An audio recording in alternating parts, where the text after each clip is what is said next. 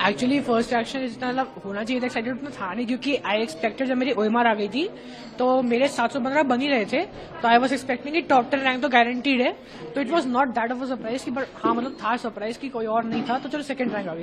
It was a big surprise actually. And then was it your first attempt? किस तरह की तैयारी करी, कितने घंटे पढ़ाई करते थे, कुछ इस बारे में बताइए कि जो आगे आने वाले बच्चे हैं, नीट के एस्पिरेंट्स हैं, वो किस तरीके से? मेरा फर्स्ट अटेम्प्ट ही था ये, and I used to study like 6 to 7 hours a day, like 3 hours in the morning, 3 hours in the afternoon and 1 hour in the evening. So and basically मैं एनसीईआरटी करता था, पीवाईक्यूज कर लेता था, modules कर लेता था, और बस अपने नोट्स है कोचिंग के पास, दैट्स ऑल, और कुछ नहीं करा मैंने।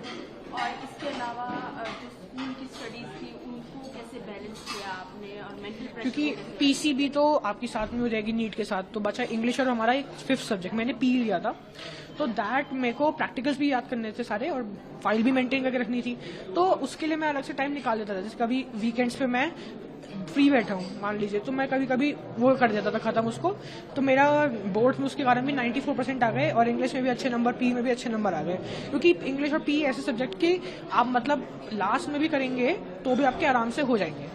आपके और जो फर्स्ट रैंक है उन दोनों की ही 715 है। हाँ। क्या आप डिस्करेज हुए जब आपने ये देखा?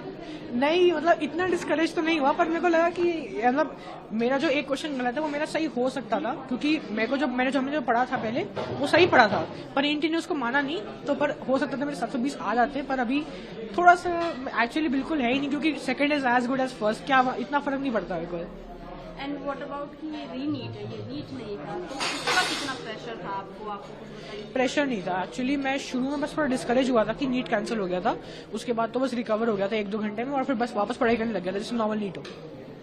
और क्या मैसेज है आपका जो नेक्स्ट जनरेशन है, जो आने वाले बच्चे हैं अगले साल पेपर देंगे? बस डिसिप्लिन रहिए, अपनी कंसिस्टेंसी मेंटेन करके रखिए पूरे 2 साल, मेहनत करें, अपना 100% दे पूरे दिन, एंड आपको रिजल्ट श्योरली मिलेगा। आपके क्या प्लान है आगे के लिए? अब आपको 5 साल आपको तैयारी करनी है आगे और पढ़ाई करनी है? मोस्ट लाइकली मैं आगे जाके स्पेशलिटी, सुपर स्पेशलिटी करूंगा, मोस्ट लाइकली मैं सर्जन बनूंगा, और फिर उसमें स्पेशलिटी में बहुत सारा है, ऑर्थो भी अच्छा होता है, न्यूरो अच्छा होता है, कार्डियो अच्छा होता है, उसमें से कोई भी चूज कर लेंगे बाद में। क्या ये आपको शुरू से ड्रीम था वैसे? हाँ मतलब बचपन से ही जाके डॉक्टर बनना है।